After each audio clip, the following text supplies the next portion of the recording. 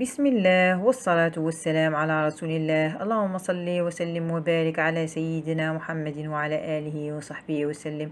سلام البنات، شرح يلقاكم الفيديو بخير وعلى خير. اليوم جبت لكم وصفة جديدة يا البنات، وصفة بطريقتين. جبت لكم كؤوس موس الرمان وكيكة المول العجيب بموس الرمان.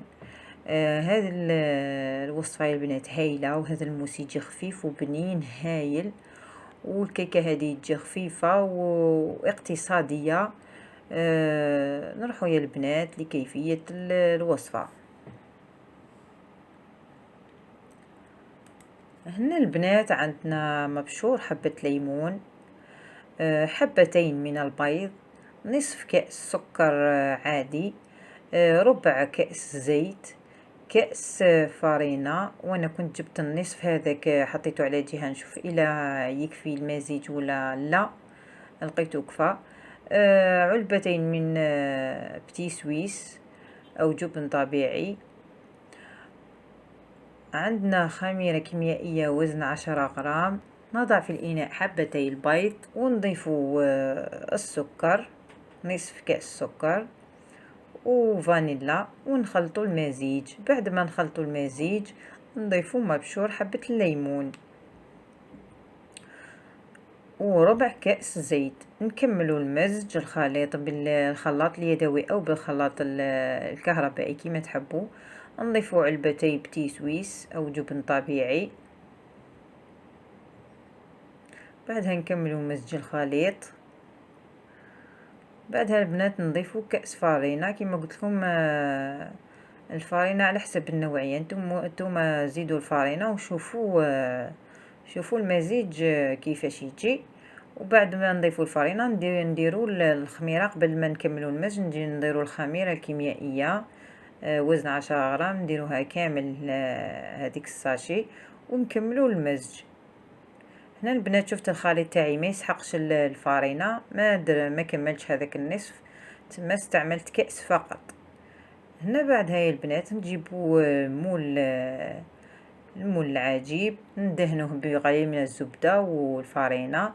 ويا البنات ملاحظة، قبل ما تبداو ديروا الكيكة اشعلوا الفرن على 160 درجة. هنا بعد هاي البنات نحطوا المزيج في المول ونخبطوه شويه ونحطوه في الفرن. البنات هنايا الفرن دالي ربع ساعه فقط، درتو شعلت له فقط من التحت وطلعته الفوق. طلعت الكيكه الفوق وخليتها تطيب على مهلها وقعدت لي ربع ساعه. هنا شوفوا البنات بعد ربع ساعه خرجتها. دخلت الموس ولا اللي عندها كيردون دير الكيردون، الا ما خرجت لكش الموس مشمخ تما طابت. بعدها خلوها تبرد. هنا البنات عندي 3 حبات رمان، قبل ما نقشرهم نسيت، كنت قطعت ومن بعد وريت لكم 3 حبات رمان متوسطين قشرتهم. نروح نرحيهم. هنا بعد ما رحيتهم نروح نصفيهم ونعبرهم في الكيسان شحال يجوني. هنا البنات بعد ما عبرتهم في كيسان جاني كأس ونصف. وزن الكأس 220 مليلتر. نحطو في إناء قابل للطهي، نحطو كأس عصير الرمان، والنصف الاخر نضيفوا له الماء حتى يتعمر يمتلئ، ونحطوه في الإناء هذاك، ونضيفوا كأس إلا ربع سكر، واللي ما يحبش الحلاوة يدير نصف. بعدها البنات ضفت ملعقتين من فلون فريز، وضفت 3 ملاعق مايزينا ماشي معمرين مليح، ونخلطوهم بارد في بارد ونحطوهم فوق النار قليلة. بعدها البنات نقعدوا نحركوه حتى يثقل الخليط.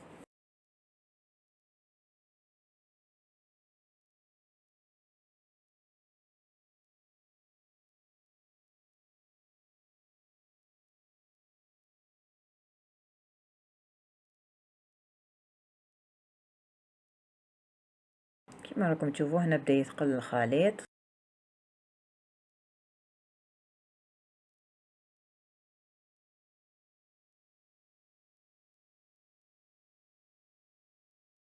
هنا بعد ما بدا يتقلي الخليط نحرك بسرعة باش ما يديرليش تكتلات.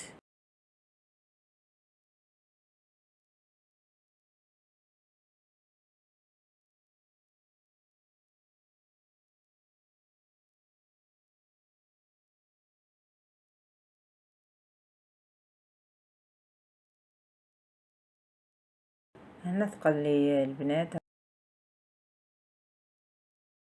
هنا البنات بعد ما عقدت لنا نروح نحطوها في اناء زجاجي باش نديروها في الثلاجة، نخلوها تبرد شويه، نغطوها ببابي سيلوفان وهي هكاك سخونه، نغطوها ببابي سيلوفان نحطوها في الثلاجة البنات تبرد. كما راكم تشوفوا البابي سيلوفان نحطوه كامل عليها باش ما ديرناش هذيك القشره، ندوها للثلاجة حتى تبرد تماما. بعدها البنات هنا نجي نديرو كريم شونتي. انا كما قلت لكم البنات كريم شونتي تاعي نحب نثقلها، ما نحبش نخليها هكاك خفيفه باش ما تذوبليش بالخف، باش ما تطلقش روحها بالخف. عندي 2 كيسان كريم شونتي وكاس حليب بارد، نروحو نطلعوه. بعد ما طلعناهم البنات شوفوا هنايا القوام تاعها كيفاش داير، جا ثقيل وما تهوتش بالخف. نخلوها تبرد ساعتين في الثلاجة. هنا البنات بعد ما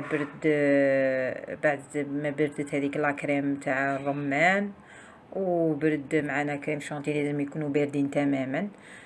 نحو نصف من كريم شونتي ونضيفوه لهذيك الكريمه تاع الرمان ونخلطوها بالضرب الكهربائي باش نطلعوا لاموس تاعنا. شوفوا انا حيت النصف تاع الكريم شونتي ونروح نضربه بالضرب الكهربائي. هنا بعد ما ضربته بالضرب الكهربائي شوفوا لاموس كيفاش جات دايره هكذاك. هي البنات جات هايله. نجيبوا الكيكه تاعنا ونزينوها باللاموس هذيك، ومن بعد نشوفوها في صحن التقديم. ونجيبوا كؤوس ونجيبوا بسكويت، نفرشوا البسكويت من تحت نشمخوه بالقهوه ولا النسكافيه ونفرشوهم كامل من تحت.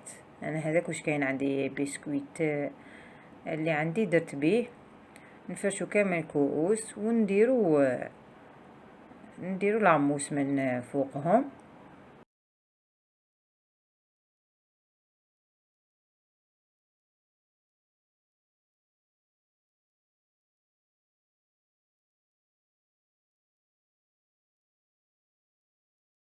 بعدها نشوفوهم في صحن التقديم. شوفوا البنات هنايا جات هايله هذيك لاموس وخفيفه وبنينه وطعم الرمان فيها يبان هايل، وكيكه المول العجيب جات خفيفه وهايله وبنينه ومع لاموس هذيك واش نقول لكم يا البنات جات هايله. جات تزيين خفيف، ما حبيتش نكثر تزيين، حبيتها كيما هكاك خفيفه. تزيين اختياري يا البنات، كيما نقول لكم دائما نعطيكم الافكار والتزيين نتوما حتى تزينوا وحدكم. هنا البنات بعد ما لحقنا لاخر الفيديو، متنساونيش بالجيم وتفعيل زر الجرس ليصلكم كل جديد، والى فيديو اخر.